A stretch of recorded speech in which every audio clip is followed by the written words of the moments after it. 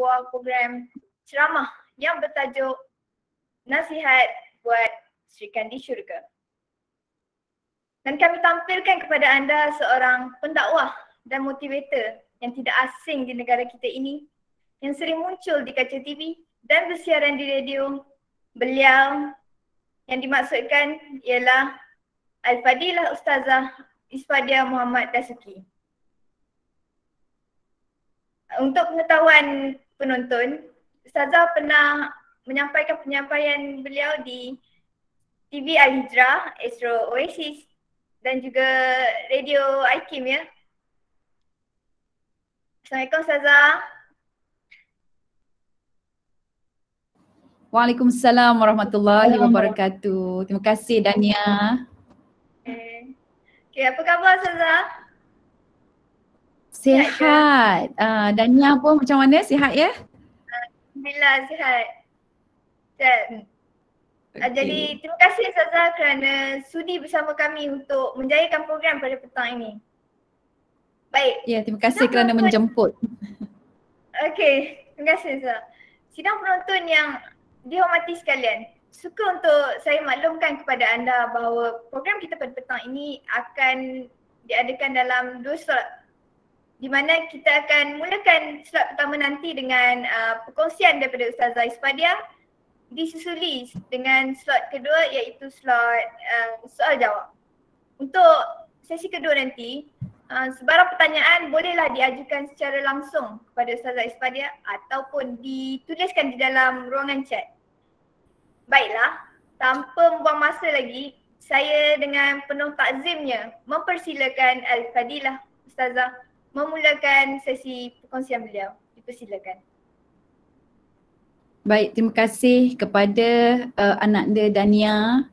Assalamualaikum warahmatullahi wabarakatuh. Alhamdulillahilladzi an'amana binikmatil imani wal islam wa nusalli wa nusallim ala khairil anam sayyidina wa maulana Muhammad wa ala alihi wa sahbihi wa barik wasallam. Setinggi terima kasih kepada sekali lagi pengerusi majlis kita yang manis ya, bicaranya tersusun, kata-katanya Dania Safira, begitu juga pihak penganjur yang berusaha untuk mengadakan program yang baik ini pada 1 hari bulan 10 bersamaan kita dah masuk dah dalam lebih kurang 24 so far. Dan begitu juga kepada anak anda yang ada bersama-sama dengan kita yang di depan saya ini, Nurhana yang dekat skrin ataupun di layar saya ya, Siti Nur Asdiza, Nurul Syahida, Muhammad Fauzi, Aida Najiha, ni main sebut aja nama tak tahu Cik Puan ke. Ya, okey, Nur Farhana, Nur Hazwani, Nur Alia, Nur Ulia pun ada, Nur Kasrina, Alif Aiman, Nur Hidayah, Ramzi Ahmad, Nur Atikah, Muhammad Taufik dan yang lain-lain. Ni jadi mudah-mudahan Allah memberikan kekuatan, keimanan kepada kita, pengetahuan, kecerdasan akal, ya, hati yang sentiasa terbuka untuk belajar dan juga bimbingan serta taufiknya untuk sampai ke mardatillah. Baik, tajuk kita pada hari ini sangat luar biasa, iaitulah nasihat buat Sri Kandi Syurga. Ini melambangkan bahawa kita semua tahu ke manakah kehidupan akhir kita ya. Jadi maksudnya kita akan tinggalkan dunia ini. Dunia ini bukan tempat abadi kita. Jadi kita akan sampai ke satu tempat di mana inilah tempat yang abadi. Dan kita harus mengumpulkan bekalan. Jadi sebab tu perlunya ada nasihat buat Sri Kandi Syurga. So Sri Kandi ni kita nak kata dia pejuang pun boleh, mempunyai azam yang tinggi pun boleh ya. Dia tidak mudah putus asa, berani, tapi yang paling hebat Sri Kandi ini dia ada santunan dan dia ada maruah yang cukup tinggi. Masya Allah, itu kata-kata ataupun ciri-ciri Sri Kandi lah. Baik, bila kita sebut nasihat buat Sri Kandi Syurga, tidak ada nasihat yang lebih baik berbanding nasihat daripada baginda Nabi Muhammad sallallahu alaihi wasallam. Ya. Jadi Nabi ada bagi tahu tentang sesuatu yang kita kata sebagai mutiara yang perlu dipegang oleh seluruh wanita-wanita seandainya kita inginkan syurga. Baik, jadi ada 2 hadis Nabi yang saya nak kongsikan dengan anak-anak semua. Yang pertama adalah satu kupasan Nabi tentang ciri-ciri wanita yang menjadi harapan baginda sallallahu alaihi wasallam. Jadi ramai wanita dekat dunia ini, tapi tak semua wanita-wanita itu menjadi harapan kepada Nabi Muhammad SAW. Nabi dalam hidupnya banyak sangat mengingatkan sahabat-sahabat, hatta dalam khutbah yang terakhir. Kita panggil khutbah Hujjatul Wida'. Jadi khutbah dia yang terakhir sekali. Itu adalah kepada kaum lelaki untuk apa? Menjaga, melindungi, membela wanita. Para sahabat pun kata tak pernahlah diorang ini dengar daripada Rasulullah SAW kecuali perkara-perkara yang baik tentang wanita dan meminta supaya kaum lelaki menjaga, melindungi kaum wanita. Wanita ini dia adalah sumber kekuatan, ya, sumber kehidupan, sumber perjuangan juga, ya, sumber yang mempengaruhi, sumber fitnah juga. So kalau tak jaga dia boleh jadi fitnah, dia boleh jadi permata juga. So kita yang kena tentukan kita ni berada di mana, tapi kita tak boleh salahkan kaum lelaki lah. Sebab pilihan pun ada di tangan kita kan. Cumanya baginda sallallahu alaihi wasallam dia banyak ingatkan sehingga Saidina Umar kata kami tak pernah dengar daripada Rasulullah tu kecuali sesuatu yang perlu kita perhatikan tentang wanita. Dan selepas kami mendengar apa yang Nabi sebutkan itu, barulah kami tahu wanita ini sangat penting dalam pembinaan masyarakat dan juga keluarga. Jadi keluarga dulu dan masyarakat.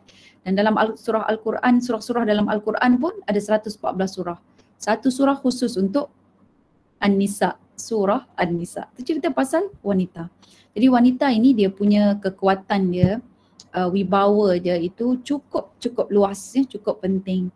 Dan sebab itu ada juga ulama mengupaskan tentang fitnah wanita. Okey, fitnah wanita tu maksudnya wanita itu boleh mendatangkan ujian. Wanita ini boleh juga menggagalkan keimanan dan sebagainya. Okey. Baik, kita tak nak jadi wanita-wanita yang seperti itu, kita nak jadi wanita harapan baginda sallallahu alaihi wasallam. So Nabi sebut pada seorang sahabat, ala ukhbiruka bima yaknizul mar. Nak tak aku bagi tahu pada engkau sesuatu yang menjadi perbendaharaan bagi seseorang. Perbendaharaan ini kita tahu kan, yang bernilai, sangat bermakna. Kalau dia tak ada, maka boleh lenyaplah hidup ini. Perbendaharaan. Apakah perbendaharaan kita? Contohnya perbendaharaan kita ni kalau dalam kehidupan adalah keuangan, duit, ya, okay, panduan. Kalau orang panggil bendahara. Kalau belajar sejarah dulu, bendahara, datuk bendahara tu adalah mereka yang menjaga ataupun kata sekretari lah setiausaha. Dia penggerak. So jadi kalau Nabi sebut wanita itu adalah perbendaharaan seseorang. Jadi Nabi sebut tu. So al-mar'atus salihah, jawapan Nabi. Ya, ala ukhbiruka bima yaknizul mar. Al-mar'atus salihah. Nak tak aku bagi tahu pada engkau sesuatu yang menjadi perbendaharaan bagi seseorang, iaitulah al-mar'atus salihah, wanita yang salihah. Dan Nabi tak berhenti sampai wanita salihah. Nabi sebut ciri-ciri yang dimaksudkan sebagai wanita salihah pada perspektif Nabi. Apakah dia? Pertama, idza nazara ilaiha sarathu. Apabila kamu pandang saja wanita-wanita ini, dia akan menenangkan kamu. Dia akan tenangkan kamu. Dia memberi satu ketenangan.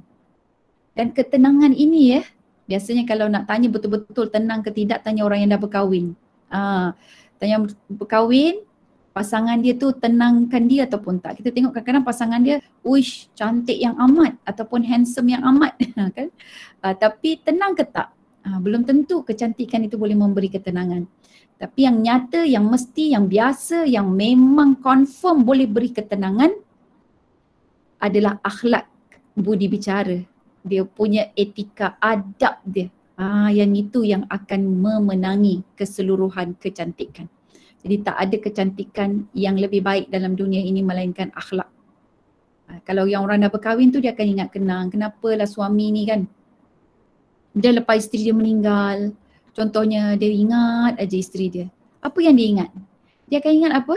Dia ingat isteri dia baiknya, layanan, cakap tak pernah tinggi pun, isteri dia sabar, suka pujuk dia kan, dan sebagainya. Jadi kat situ kita kenangkan akhlak.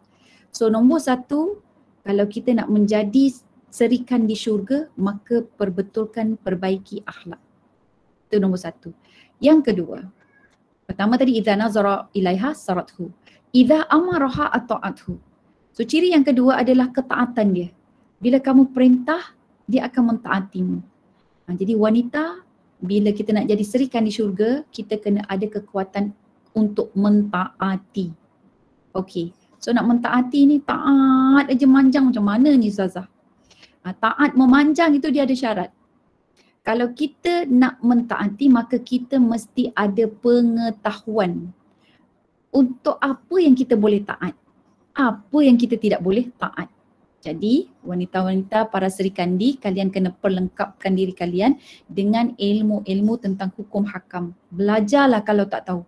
Kalau tak ada cikgu ke, tak ada sempat nak belajar ke, cari cikgu. Kan kalau boleh, okey, sama-sama kumpul duit, buat study circle, okey, kita panggil seorang ustazah ke apa ke, cakap dengan ustazah tu, ajar saya bab hukum hakam. Hukum hakam tentang ibadahnya, dia ada 4, ibadahnya, bab munakahatnya, nikah kahwinnya, bab muamalatnya, bab jinayatnya. Jinayat bukan kita nak menentukan kehakiman atau pengadilan, tidak, tapi belajar tentang hukum hakam jinayat dalam Islam itu, crimes and punishment in Islam ya, crimes and punishment in Islam tu dia ada satu kelebihan, ada satu nikmat di situ. Kita ada nikmat mentaati dan kemanisan iman. Okey, so kita minta seorang ustazah ajar kita bab-bab tersebut. Sebab kalau wanita yang solehah ini, dia tidak akan taat membabi buta. Dia tahu aku ini hanya boleh mentaati sesuatu seandainya sesuatu itu tidak menyalahi apa yang diarahkan oleh Allah Jalla wa'ala. Jadi dia akan hanya buat macam tu saja. Tapi kalau dia taat sesuatu yang unsurkan maksiat, maka dia akan mengingatkan pasangan dia, wali dia kan. Wali dia siapa? Ayah dia lah. Ayah dia, kalau dah suami dah ambil alih akad, melalui akad tu ambil alih tanggungjawab daripada wali, maka suamilah yang menjadi pengganti wali. Okey. Jadi itu yang kedua. Dia boleh mentaati tapi taat dengan syarat. Syarat jangan menderhakai Allah Subhanahu Wa Taala. Okey, yang ketiga. Yang ketiga, iza nazara ilaiha sarathu, idza amaraha ata'athu, idza ghaba anha hafizathu.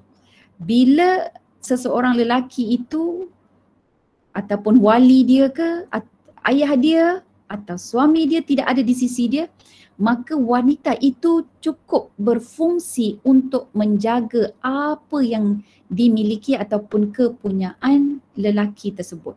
Maksudnya wali dia ataupun suami dia, ayah dia ataupun suami dia. Ya, okey. Apakah yang dimiliki oleh seorang lelaki? 3. Nombor 1, harta dia. Jadi wanita kita kena tahulah menguruskan harta, menguruskan keuangan. Saya tak belajar, that is not my area. Tak apa, tak belajar, tak apa. Tapi kita yang kena belajar sendiri. Beli buku tentang bagaimana pengurusan keuangan. Sikit-sikit lah kita belajar. Okey, itu yang pertama. Kemudian yang kedua. Yang kedua, pengurusan kekeluargaan. Hubungan dengan kerabat, saudara mara dan sebagainya. Dan akhir sekali adalah pengurusan anak-anak.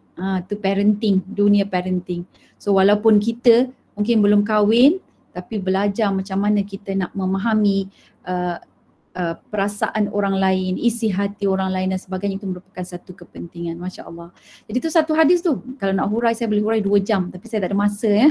Okey, jadi saya cuma bagi the main point supaya kalian tahu apakah ciri-ciri wanita solehah yang menjadi harapan Nabi. Kenapa Nabi mengharap sangat wanita yang mempunyai 3 ciri ini?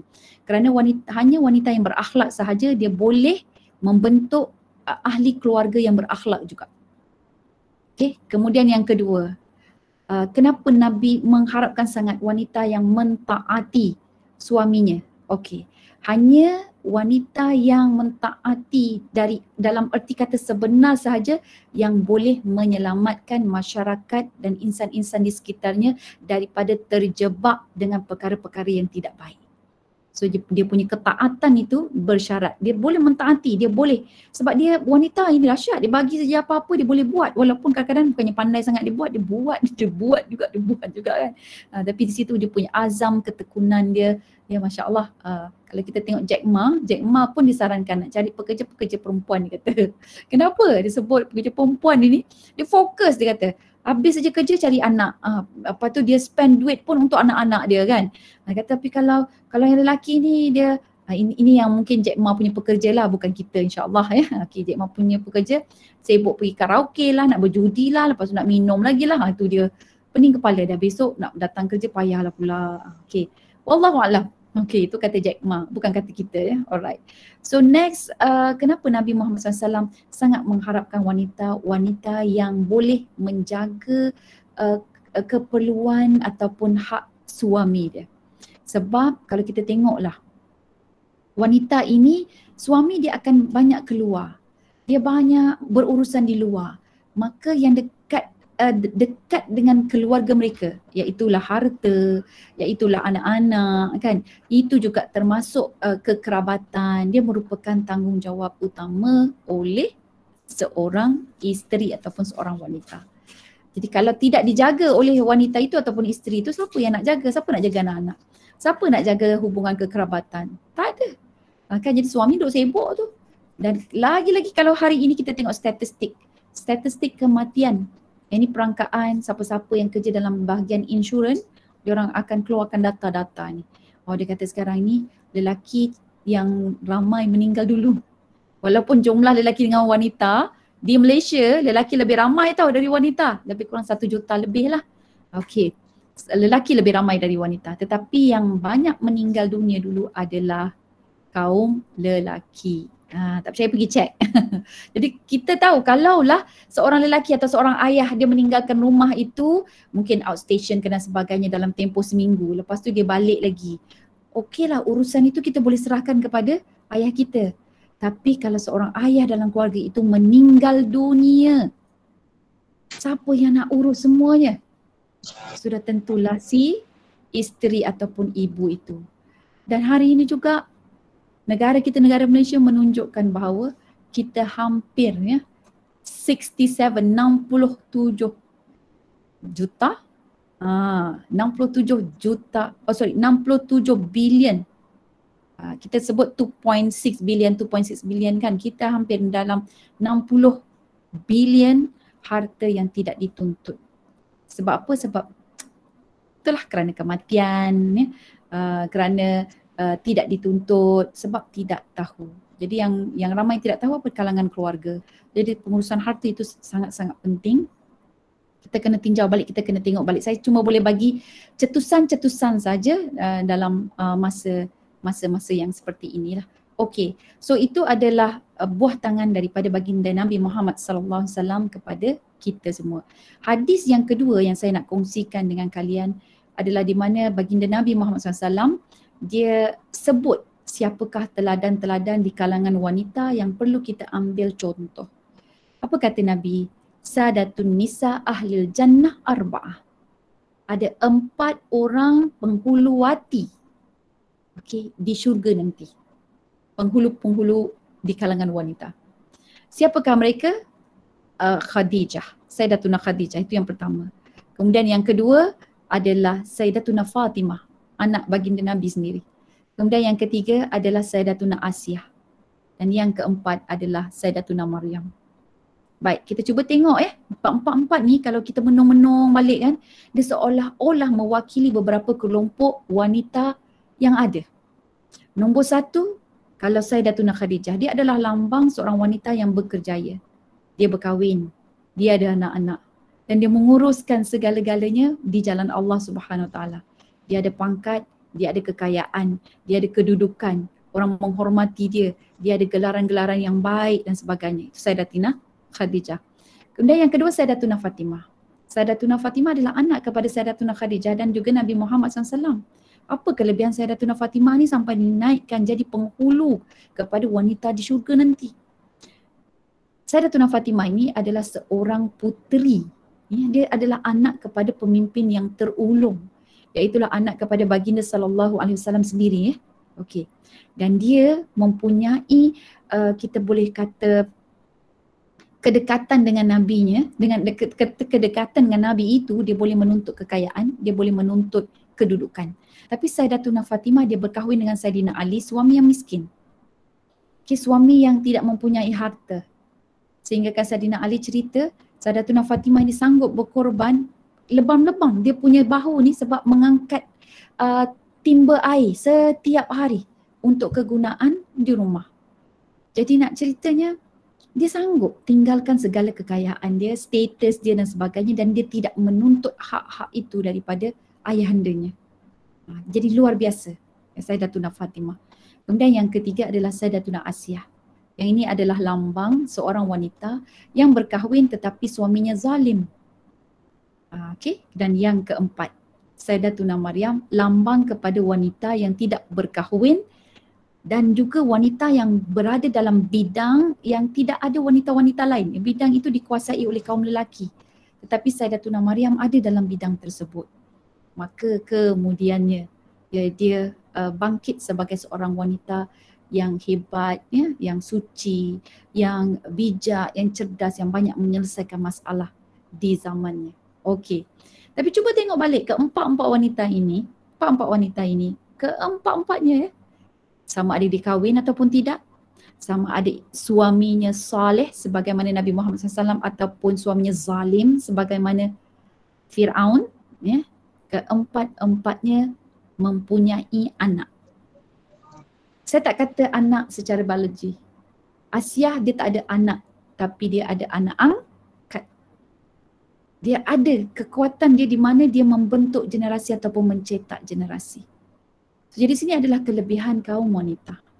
Maka nak menjadi serikan di syurga, kalian perlu menghasilkan sesuatu daripada kalangan individu yang boleh dikagumi daripada sudut akhlak mereka, ilmu mereka. Ya, jadi kita kena memberi kesan kepada seseorang daripada sudut akhlak dan keimanan, ketakwaan mereka serta ketaatan mereka kepada Allah. Mudah-mudahanlah itu boleh menjadi pelaburan kepada kita di hari akhirat kelak. Baik.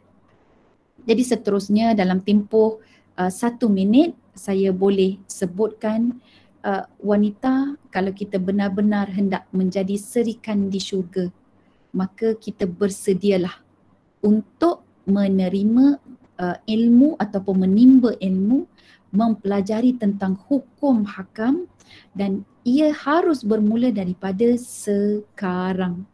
Sebab baik keluarga, of course baiklah masyarakat. Tapi kalau nak baik keluarga itu, wanita itu yang menjadi penentunya. Jadi bila wanita itu baik, keluarga akan baik. Bila keluarga itu baik, maka masyarakat akan baik. Jadi wallahu a'lam, saya kira kita berhenti di sini dulu Dania. Jadi mungkin saya bagi itu secara umum, kita boleh buka untuk soal jawab seterusnya selanjutnya. Kembali ke pangkuan Dania. Ibu terima kasih diucapkan kepada Ustazah Isfadia atas perkongsian beliau sebentar tadi.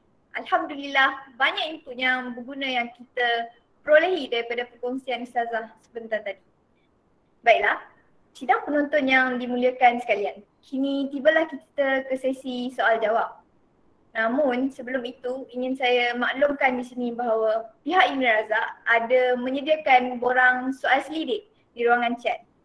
Jadi kami mohon jasa baik anda untuk mengisi borang tersebut sebelum sesi ini berakhir sebagai rujukan kami di masa hadapan, insya-Allah. Baiklah, kini saya silakan mana-mana penonton yang mempunyai kemusykilan ataupun soalan untuk mengemukakan pertanyaan anda kepada Ustazah Isfadia. Persilakan.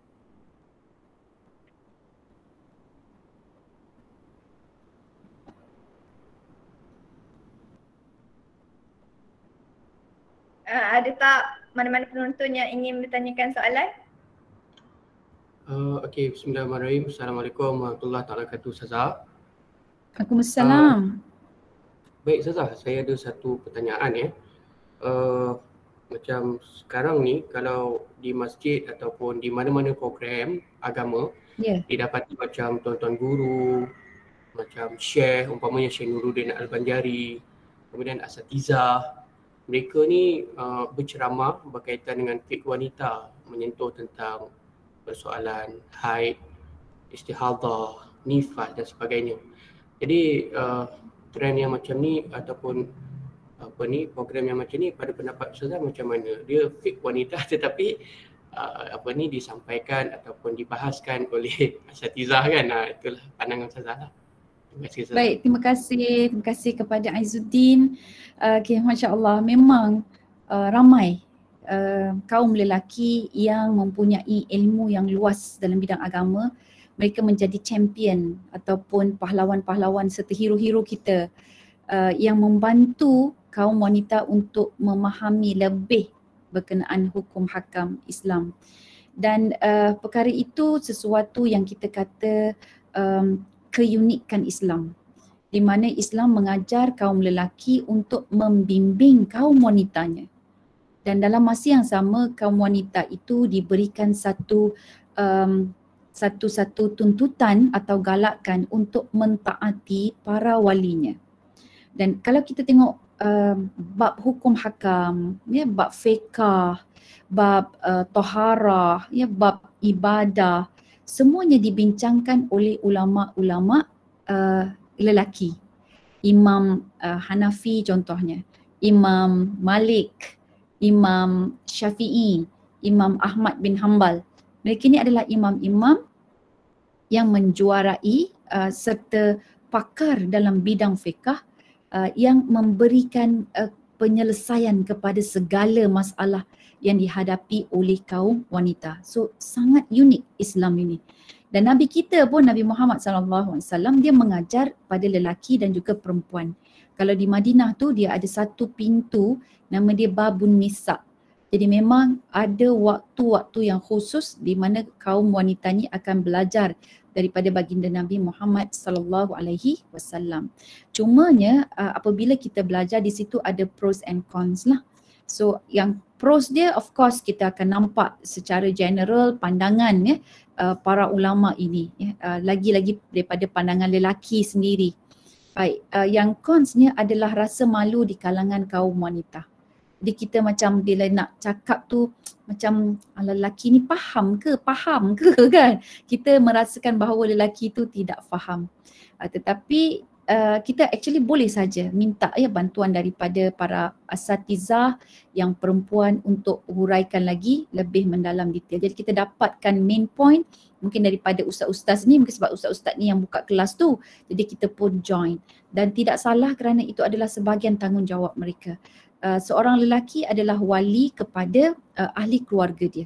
Jadi kalau suami dia penjaga kepada isterinya. Salah satu nafkah yang dituntut oleh seorang suami ini yang perlu suami lakukan adalah dia perlu mendidik isteri dia. So kalau dia sendiri tak boleh nak mendidik isterinya, maka dia seorang suami ini perlu mencari guru supaya isterinya itu lebih bijak, lebih pandai, lebih memahami tentang hukum hakam. Walau bagaimanapun sejarah menunjukkan tidak semua kaum lelaki itu dia mengajar isteri dia. Kerana ada juga para ulama yang isteri dia mengajar dia. Kerana dia berkahwin dengan anak-anak syekh contohnya kan, anak-anak tuan guru dia. Jadi tuan guru tu dia dah mengajar anak-anak dia, maka anak-anak dia menjadi benih yang baik bila dia berkahwin dengan ilmuwan ulama itu tadi. Maka dia pula, isteri tu pula yang mengajar. Cuma Masya Allah indahnya para isteri itu dia akan mengkehadapankan kaum lelaki. Maksudnya kaum lelaki itu perlu berada di barisan hadapan seolah-olah dalam sembahyang. Bila sembahyang itu yang menjadi imam adalah lelaki, kemudian diikuti di belakangnya kaum lelaki untuk menjadi makmum, kemudian diikuti oleh kaum perempuan.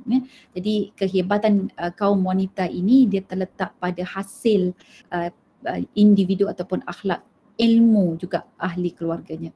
Jadi kalau kita mempunyai masalah lah tentang ustaz ni duk cerita pasal hukum hakam kan, jadi kita elok boleh bertanya. Kalau ambil dapat begitu kita tanya. Kalau nak tanya dengan guru tersebut, saya sarankan tanya secara depan-depan macam dalam Google Meet ni kan. Okey, terus tanya. Okey, PM ke DM ke saya tidak galakkan. Sebab PM DM ni kita khawatir sebab dia dah one to one. Takut ada yang ketiga itu nanti. Jadi sebaiknya kalau nak DM, nak PM pergi cari ustazah-ustazah. Jadi kalau ustazah tu tak balas ke apa ke tak apa, cari ustazah lain. Cari ustazah lain ya. Okey, jadi itu saranan saya untuk kita lihat bagaimana kita menekuni ilmu dalam dunia hari ini dengan teknologi yang sedia ada. Semoga saya menjawab Ustaz Izzuddin. Baik, terima kasih Ustazah. Okey, sekarang ni kita ada soalan daripada penonton di ruangan chat, iaitu dari saudara Aidi. Jadi saya bacakan soalan dia. Assalamualaikum Ustazah. Peranan ataupun tanggungjawab suami adalah membimbing. Jadi bagaimana dengan suami yang bekerja berjauhan dengan isteri pada tempoh yang lama? Contohnya macam kerja kapal ataupun perantar minyak. Jadi apakah cara bagi mereka agar tidak lalai dalam melaksanakan peranan dan tanggungjawab mereka sebagai seorang suami? Ya, itu. Ustazah menjelaskan. Okay.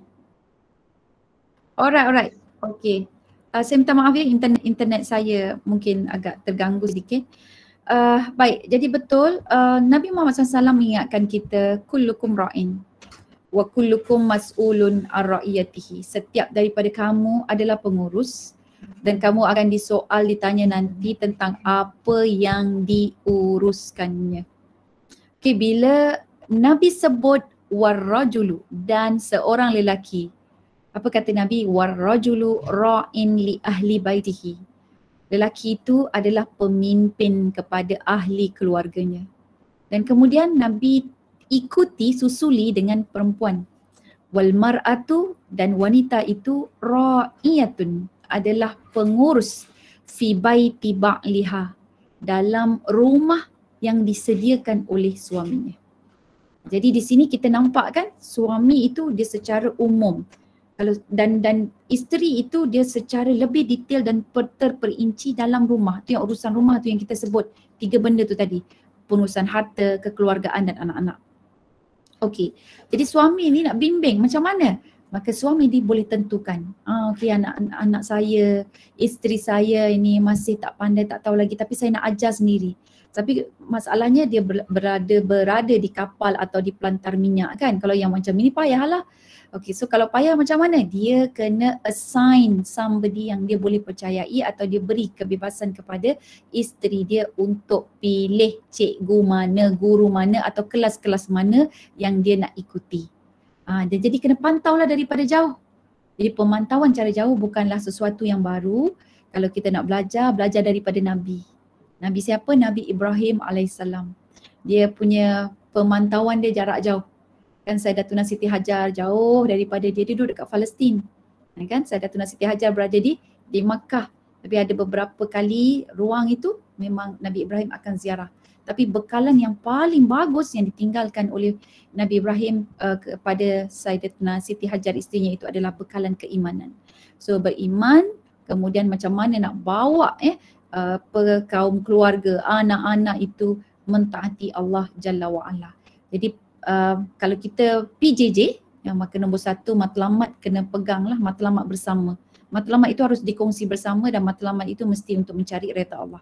Kemudian yang kedua, kita cuba cari sistem-sistem sokongan yang lain yang boleh membantu kita untuk menyempurnakan tugas kita. Jadi kalau suami tak dapat sentiasa di sisi isteri, maka izinkanlah isteri untuk keluar belajar. Dan bila suami balik nanti, minta isteri report, bagi laporan apa yang isteri dah belajar, dan suami itu juga boleh belajar daripada isteri. Yang ini kita panggil tanawub. Tanawub ini berlaku pada zaman Nabi di mana para sahabat dia bergilir-gilir. Okey, awak pergi belajar daripada Nabi, saya akan menguruskan kerja saya.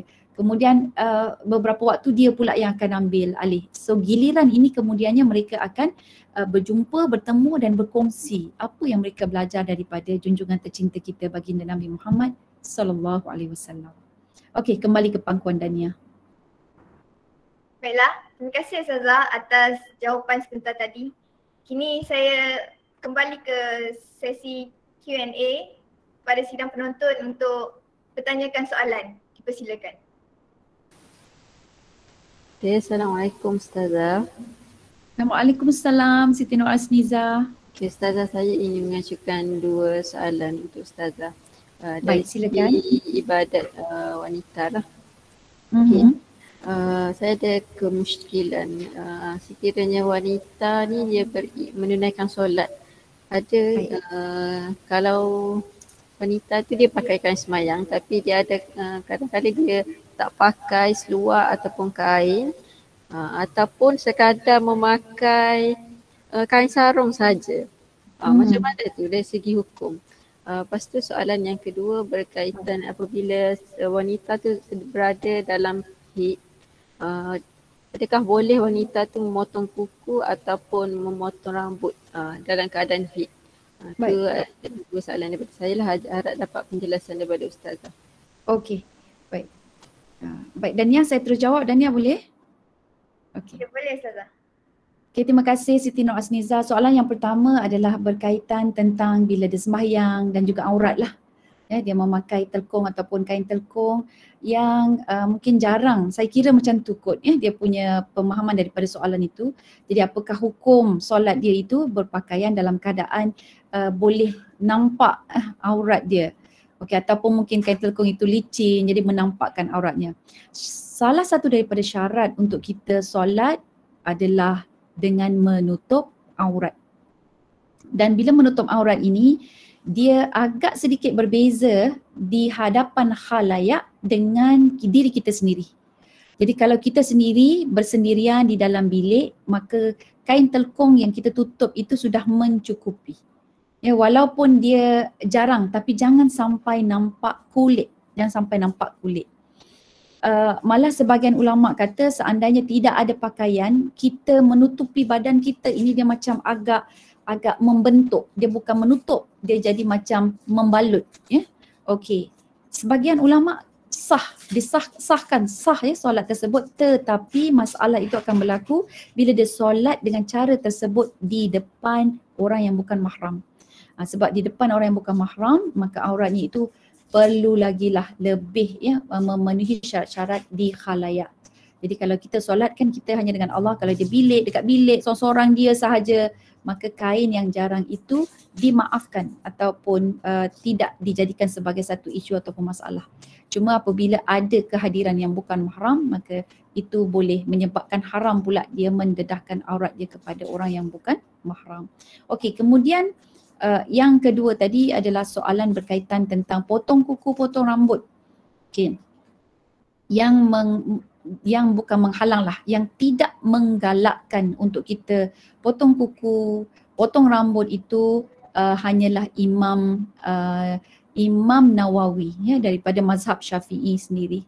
Maka yang lain pula ulama-ulama yang lain membenarkan. Jadi dengan kata lain bahawa ini adalah khilaf atau dengan kita sebut tidaklah disebutkan sebagai haram. Dan malah ramai majoriti ulama dia menggalakkan untuk kita menjaga kebersihan kuku dan juga mungkin kalau rambut itu kebersihan rambut dan sebagainya lebih utama. Jadi memang tidak ada dalil yang jelas daripada Al-Quran ataupun hadis yang menghalang kita daripada potong kuku ataupun potong rambut. Ya? Okey, tidak ada. Cuma ini adalah pandangan ulama sahaja. Wallahu a'lam.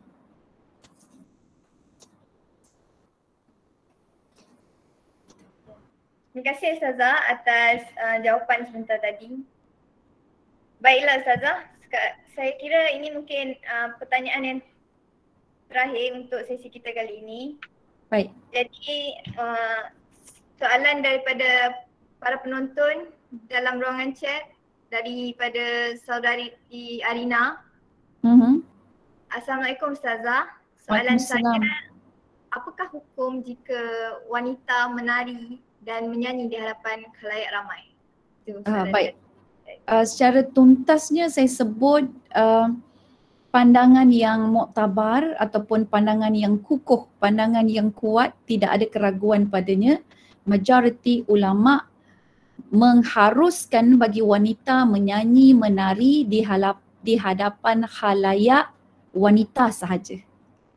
Jadi seandainya yang datang itu adalah hanya wanita, penonton-penontonnya semua adalah wanita, maka kalau dia nak buat persembahan, menyanyi, menari, harus hukum dia. Tetapi seandainya ada di kalangan penonton tersebut lelaki, maka kita perlu membataskan pergerakan kita, baik lenggokkan kita ataupun tarian itu ataupun nyanyian tersebut. Jadi ini walaupun ada beberapa pandangan ulama, tapi saya suka je nak highlight ataupun saya nak angkat pandangan yang majority ataupun ramai ulama, pandangan yang kuat, yang kukuh. Mereka semua berpandangan bahawa kalau nak menyanyi, nak menari boleh. Tapi tengok dulu penonton dia. So kalau penonton dia itu hanya perempuan, silakan. Kalau ada campur lelaki dengan perempuan, ini kena ada batas. Batas maksudnya di sini boleh menyanyi tapi tengok pula lagu dia bagaimana, tapi tanpa ada tarian. Tu ada yang sebagian ulama kata gitu. Boleh menyanyi tapi jangan menari-nari. Ada yang kata okey, suara sahaja boleh tapi orangnya tak boleh tengok. Kan hanya suara sahaja pula. Dan sebab ialah memang suara wanita itu bukan aurat, tetapi apabila dilenggokkan dan kemudian tambah pula dengan lirik-lirik dia yang mungkin menghayalkan, maka kita khawatir kita tidak memberi impak yang baik, kesan yang baik kepada masyarakat. Wallahu a'lam Dania. Baik. Terima kasih sekali lagi diucapkan kepada Ustazah atas jawapan kepada segala pertanyaan para penonton sebentar tadi. Sebelum kita mengakhiri program ni, saya mempersilakan Ustazah untuk mungkin memberi sepatah dua kata kepada sidang penonton sekalian. Dipersilakan. Baik Dania, terima kasih. Dania, saya akan ambil satu soalan lagi daripada Ahmad Syauqi. Apakah hukum wanita yang memotong rambut pendek seperti lelaki tetapi bertudung ketika keluar rumah? Jadi kita tengok kalau seandainya dia potong rambut pendek seperti lelaki itu kerana nak memenuhi kehendak nafsu dia. Sebab saya nak jadi seperti lelaki, boleh jatuh haram. Sebab kita dilarang menyerupai gender yang berlawanan. Tetapi kalau dia potong rambut pendek dia sebab apa? Sebab dia ada kelimomo, gatal, dia ada psoriasis, eczema, dia ada masalah kutu sebagai contoh ya. Jadi dia ada alasan-alasan kesihatan pada kepala dia tu. Kalau rambut panjang, panas ya, okey, dan menyebabkan dia sakit kepala, migrain, maka itu dimaafkan dan diharuskan. Okey. Kalau dia dah ada suami, dia kena tanya dulu suami macam tu. Okey. Wallahu a'lam. Jadi masya-Allah, terima kasih. Jadi pada saya kesimpulannya, wahai serikandi yang mengimpikan syurga, untuk sampai ke syurga ada jalan dan ada caranya, dan jalan serta caranya itu sudah disebutkan oleh Allah di dalam Al-Quran dan telah diperjelaskan oleh baginda Nabi Muhammad sallallahu alaihi wasallam. Hidup di dunia ini adalah hanya sementara untuk kita mengumpulkan bekalan, sementara untuk mendapatkan ganjaran daripada Allah, dan sementara diuji, sebab seluruh kehidupan kita adalah ujian yang akan menjadi saksi pada kita sama ada kita bakal menjadi serikan di syurga ataupun sebaliknya. Jadi mohon ampun, mohon maaf atas segala kekurangan saya. Saya sudahi dengan lafaz yang mulia. Wabillahi taufiq wal hidayah. Wassalamualaikum warahmatullahi wabarakatuh. Kembali kepada pangkuan Dania. Baik, terima kasih Ustazah. Sidang penonton yang dimuliakan, dengan berakhirnya ucapan Ustazah sebentar tadi, maka berakhirlah program kita pada petang ini. Mewakili pihak penganjur, saya mengucapkan setinggi penghargaan kepada semua atas kesetiaan dan kebersamaan anda hingga ke hujung acara ini. Untuk itu, saya akhiri pengacaraan saya dengan sebuah pantun. Kalau ada semut di ladang, boleh saya menumpang mandi. Kalau ada umur yang panjang, boleh kita berjumpa lagi insya-Allah. Sekian, wabillahi taufiq wal hidayah. Wassalamualaikum warahmatullahi wabarakatuh. Terima kasih. Waalaikumsalam warahmatullahi wabarakatuh.